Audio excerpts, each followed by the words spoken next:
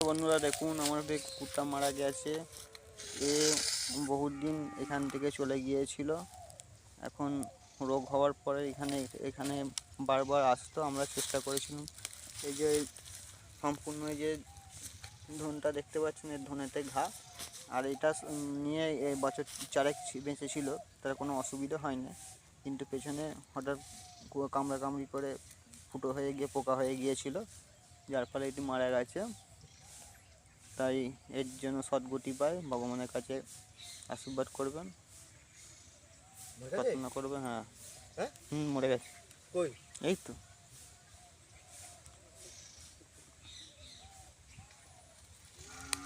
মরে গেছে। এই যে কুকুরটার ভিডিও আমি দেখালাম, এই কুকুরটা 7 বছরের কুকুর। বর্তমানে কুকুরটা মোটামুটি 5-6 বছর আমার বাড়িতে থাকতো না। রাতের দিকে আসতো, আর আমাদের পরিবারে কাউকে দেখতে পেলে তার সঙ্গে আসতো। আর বেশিক্ষণ থাকতো না, চলে যেত। আমার পাশাপাশি যে বাড়ির লোকেরা ছিল, একে তার দুধ ঝাঁটা মাঝাটা করতো, কারণ ওর লিঙ্গতে প্রবলেম ছিল। সেটা থাকার ফলে একটা দুর্গন্ধ পচে গিয়েছিল, দুর্গন্ধ বেরোতো। কিন্তু তারপর তো ও চেটে ওই জায়গাটা ভালো ছিল। আমরা জানি যে কুকুর চাটলে সে জায়গাটা ঘা ভালো থাকে, ঘা খারাপের জায়গায় যায় না।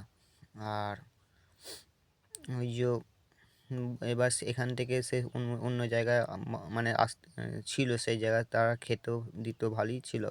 বিশাল চেহারা হয়ে গেছিলো কদিনকাল, মানে রোগটা খুবই বাড়াবাড়ি হয়েছিল।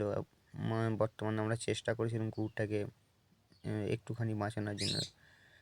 আর তার গায়েতে অত্যন্ত মানে ঘা হয়ে গিয়েছিল বলে গন্ধ ছাড়তো, মানে কেউ টিকতে পারতো না। সেই জন্য জল ফল ছুঁড়তো। এবার আমাদের পরিবারের কুকুর, আমরা কোনোদিনই মারধর করতাম না, জল ফল ছুঁড়েই হয়তো পাঠিয়ে দিতাম, চেষ্টা করেছিলাম।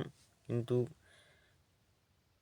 বর্তমানে সে কুকুরটা কাছাকাছি যখন রোগটা হয়েছিল, সে তখন ধরা দিতনি, এদিক ওদিক ছোটাছুটি করতো। যাকে ভালোই ছিল।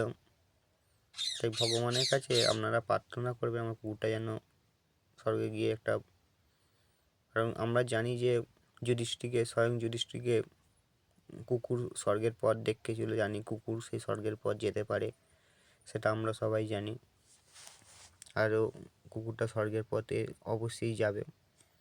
ভগবানের কাছে এটাই আমার প্রার্থনা।